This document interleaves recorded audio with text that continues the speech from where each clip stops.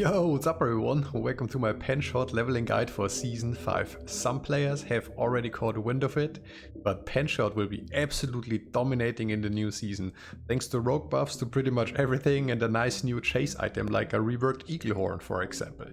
I played 3 rogues to endgame so far, and I've been leveling all 3 with PENSHOT for the simple reason that it works with next to no gear for starters, but can also carry me all the way to level 100.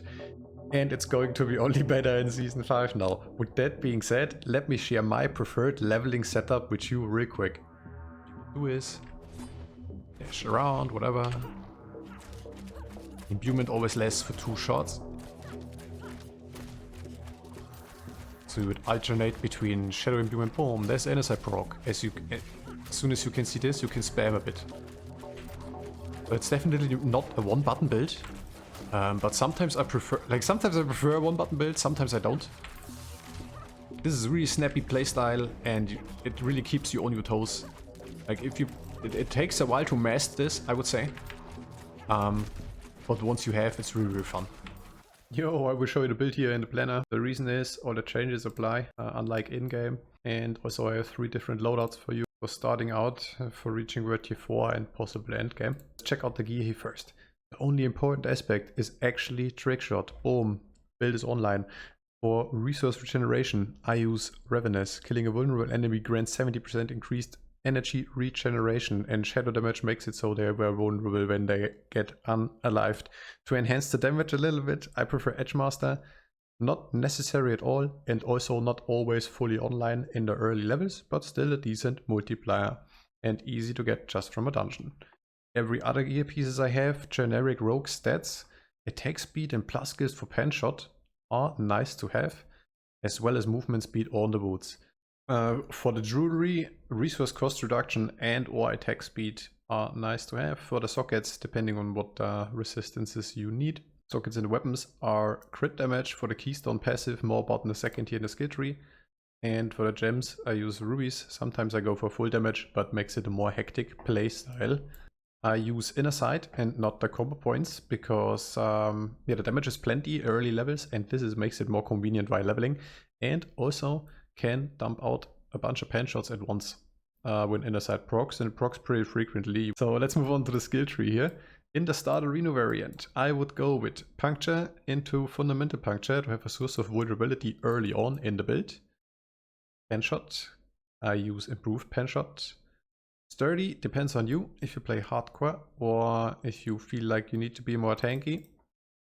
Me personally, I would go with starter step because of changes within the skill tree. Show this here in a second. Maxing out PENSHOT eventually, of course. 1 into dash, I use this for just a crit chance damage buff, which is up pretty much all the time because of how frequent I can spam this. This is the first new innovation here. Unstable elixirs. Like this is just a 18x damage multiplier the moment I press a potion, so that's really, really, really strong. Use this with full resource and inner sight proc, Edgemaster, Hopper elixir, dump out like 3-4 PENSHOTs. It's insane damage. It will be absolutely insane damage. Yeah, the dash just for the buff, this for damage buff, weapon mastery, damage buff. Now a little bit of defense, Dark Shroud, now with countering Dark Shroud instead of this. Earlier this had the movement speed, right? But they got rid of it. And yeah, I want the crit chance here. Then this is my reset button. Really, really nice. If you pulled like a pack or two too many, you can just reset the situation. And also it's a neat little source of vulnerability, just in case imbuement is down at that very moment. Maxing out the passives here for insane damage bonus. 1 into shadow imbuement, into blended shadow imbuement. This is what all this makes it work. So hitting it makes him vulnerable. And when a vulnerable enemy dies, you get a bunch of resource back. So basically can fill up the globe in 1 good PENSHOT. And then sooner or later inner sight will proc, and you can even spam more PENSHOTs. So it's really, really strong. Just insane damage output, really. Second imbuement, that's up to you, because I mean I have it here now, because what you usually would do is if you progress a little further and you have the certain aspect, which says like crits can give you Dark Shrouds. And you would skill this as well, but you don't have it in the skill bar anymore. And in that case, you will go with a second imbuement. This is really nice against tanky mobs and against bosses because of the poison damage. But yeah, like very, very early level, like level 30 something, you would run around with this rather. Then the resource shenanigans here. Some people like innovation. I think that's a little bit better with rapid fire instead of PENSHOT. So me, in my leveling build, I just max out all those three. Repeat this for damage, adrenaline rush, and haste. And for the keystone passive, if I haven't mentioned it already, I use precision. Therefore, I stack a bunch of crit damage. And yeah, just hits like a truck. You see really funny damage numbers. And that's what I remember when I leveled a PENSHOT rogue. This will only be way, way, way, way, way better in Season 5 in like a day.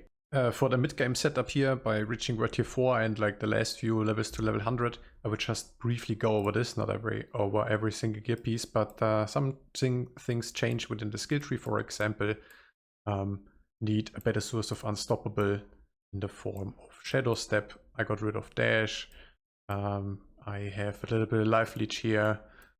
Also going for trick attacks. This is worth scaling up, I think. So I simulated the gear so that there's a trick shot skills wherever it's possible, basically. And therefore, yeah, it's like rank 9 now. Dazing or stunning an enemy increases your crit chance by 18% and crit damage by 18% for 5 seconds. And it both up, yeah, it stacks up to 108 in this scenario now. So crazy, crazy, crazy new multiplier. This is like, those two are new, reworked within the skill tree. And obviously absolutely nuts. That's the mid setup. Okay, a little bit of different skill tree. Also aspect everywhere.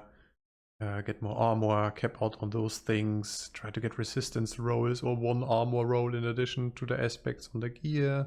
Yeah, that's just example. That's like the boots give Shadow Step the second step, more mobility. Inner Calm here for more damage and things like this. Just a short overview what the mid-game setup would look like. For a possible end-game best in slot setup, I mean, it's what you make out of it. You decide to play a PENSHOT rogue in Season 5, it's what you make out of it. If I would play this, I would maybe pair it with the new Word of Arcane amulet. Because I would run 2 or maybe even 3 imbuements. Try to reset the ultimate, spam this rain of arrows non-stop in addition to pen shots, go full damage to eventually kill tormented bosses, probably need the combo points at that point. Boom, new reworked eagle horn, like needs to be tested if this would be good, but this is absolutely best in slot. Masterworking 12 out of 12 everything. And for just as an example how crazy the damage numbers are, let's masterwork this ring real quick. Boom, done. Get a super lucky roll on the crit damage tempering, of course, and there you have it. It's like 1253.7% crit damage for the precision keystone passive with non-stop elemental damage spam, like whole screens full of arrows from the ultimate. This might be as well a shaker. It's up to you, right? But yeah, worth looking at. I think it's fun. That's why I slapped this crazy endgame setup together. I think it's fun to see. That's pretty much it for this video, guys. Let me know what you think. Would you play a PENSHOT rogue in Season 5? It's most definitely one of the best builds in the upcoming season. It was decent previously, but it got absolutely buffed up. It will be ST. Thanks for watching, and I'll catch you in the next one. Later.